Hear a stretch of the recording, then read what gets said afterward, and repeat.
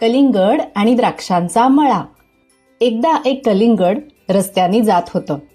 त्याचं लक्ष एका खूप मोठ्या द्राक्षांच्या मळ्याकडे गेलं.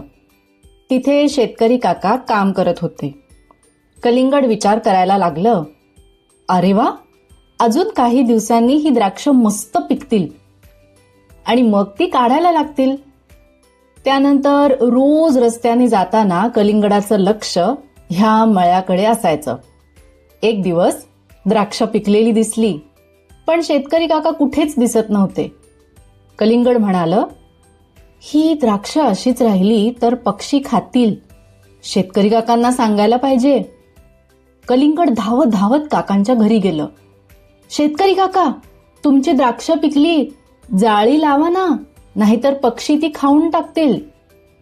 ते हसून म्हणाले, हो, उद्या तेच करायचं आहे. तू येशील का मदतीला?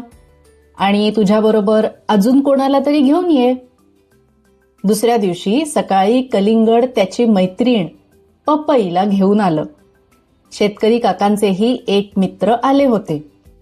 कलिंगड आणि पपई उजवीकडे गेले आणि दोन्ही काका डावीकडे गेले. सगळे मिळून जाळी लावायला लागले. अर्धा दिवस गेला. काकांनी सगळ्यांना जेवायला बोलावलं. थोडी विश्रांती घेतली आणि पुन्हा सगळे कामाला लागले. संध्याकाळपर्यंत जाळी लावून झाली. सगळे आपल्या घरी गेले.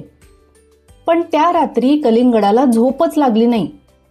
काय झालं असेल द्राक्षांचं? तो विचार करत राहिला. दुसऱ्या दिवशी सकाळी तो धावत मळ्याकडे गेला आणि बघतो तर काय, पिकलेली द्राक्ष छानपैकी झाडावरच होती. शेतकरी काका खूप खुश होते. कलिंगडालाही खूप बरं वाटलं. त्यांनी द्राक्ष काढायला आणि नंतर पेट्यांमध्ये भरायला मदत केली. त्या रात्री कलिंगडाला शांत गोड झोप लागली.